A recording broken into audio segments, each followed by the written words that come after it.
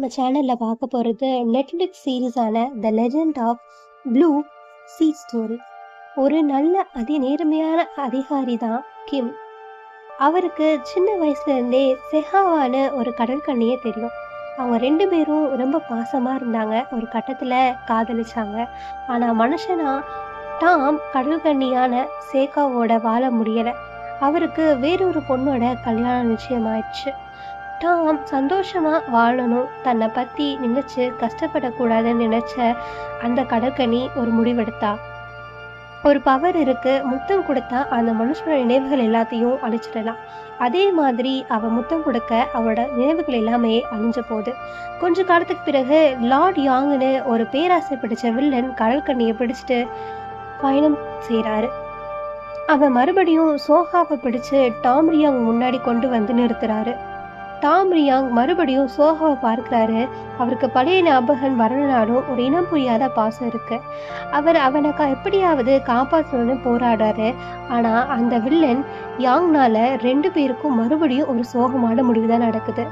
அப்போ டாம் ரியாங் அடுத்த ஜென்மத்துல நாம மறுபடியும் பிறந்தா இந்த தப்பு நடக்கக்கூடாதுன்னு ஒரு வேச செதுக்கி அதுல அவன் கதையை எழுதி எதிர்காலத்துல இருக்க போற தன்னோட மறுபிறவிக்கு ஒரு எச்சரிக்கையா விட்டு போறாரு. இப்ப நவீன காலகட்டத்தில் நடக்கிற கதையோட என்ட்ரிக்கு போயிடலாம். பழைய காலத்து டாம் ரியோங் தான் இப்போ ஹியோ வா உருவெடுக்கிறான். இவன் ஒரு சூப்பரான மோசடியான மன்னன், ரொம்ப புத்திசாலி. ஆனா யாரையும் நம்ப மாட்டான். அப்பா அம்மா பிரிஞ்சது, புதுசா வந்த சித்தி பண்ண கொடுமைன்னு நிறைய கஷ்டப்பட்டிருக்கான். ஆனா சூப்பரா திருடுவான். ஜூன் ஜே ஒரு மோசடி வேலைக்காக ஸ்பெயினுக்கு போகிறார்.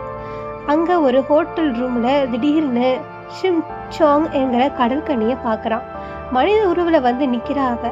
இவ தான் பழைய காலத்து ஷோ கடல்ல இருந்து வந்ததால அவளுக்கு பேச தெரியாது, உலகத்தை பத்தி எதுவுமே தெரியாது, ரொம்ப அப்பாவியா இருக்கா.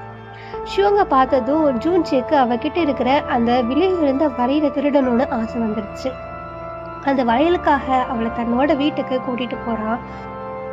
பேசுறது சாப்பிட்றதுன்னு எல்லாத்தையும் ஜூன் ஜே அவளுக்கு சொல்லித்தரான். ஷியோங் கிட்ட இருக்கிற அப்பாவியான குணத்தால ஜூன் ஜேக்கு அவன் மேல கொஞ்சம் கொஞ்சமா காதல் வர ஆரம்பிக்குது. ஜூன் ஜேக்கு அடிக்கடி பழைய காலத்து கனவுகள் வரும். அந்த கனவுகள் மூலம் தானும் ஷியோங்கும் ஒரே ஆட்கள் என்பதையும், கடந்த காலத்துல ஒரு மோசமான முடிவு இருந்ததையும், இந்த ஜென்மத்திலையும் அதே வில்லன்கள் தான் தங்களை விரட்டுறாங்கன்னு புரியுது. பழைய காலத்து லார்ட் யாங் இப்போ சைக்கோ கொலைகாரனாகி ஜூன்ஜேயை தேடி அலையிறான். அதே மாதிரி ஜூன்ஜேவோட சித்தியும் அவங்க மகனும் சேர்ந்து ஜூன்ஜேவோட அப்பாவை கொல்லவும் சொத்தை பிடுங்கவும் சதி பண்றாங்க. ஒரு கடற்கன்னிக்கு ஒரு விதி இருக்கு. அவள் காதலிக்கும் மனிதன் அவளை உண்மையாக திரும்ப காதலிக்கலனா அவளோட இதயத்தோட துடிப்பு நின்றும் அவள் இறந்து விடுவா. இந்த உண்மையை ஜூன்ஜே தெரிஞ்சுக்கிறான். எப்படியாவது ஷியோங்க காப்பாற்றணும், அவளை ரொம்ப ஆழமா காதலிக்க ஆரம்பிக்கணும்னு நினைக்கிறான். ஜூன்ஜே தன்னோட புத்திசாலித்தனத்தால எல்லா விலங்குகளோட சதியையும் உடைச்சு எறிகிறான். கொலைகாரன் பிடிபடுறான். சித்தியோட சதி முறியுது. ஆனா கடற்கன்னியான ஷியோங் மனுஷங்க உலகத்துல இருந்தா. அவளுக்கு ஆபத்து வரும்னு தெரிஞ்சு ஒரு பெரிய முடிவு எடுக்கிறா. ஷியோங் ஜூன்ஜேயோட எல்லா நினைவுகளையும் அழிச்சிட்டு கடலுக்குள்ள போயிடுறா. சில வருஷம் கழிச்சு மன நிம்மதி ஆகி அவள் மீண்டும் மனித உருவுல ஜூன்ஜியை தேடி வர்றா.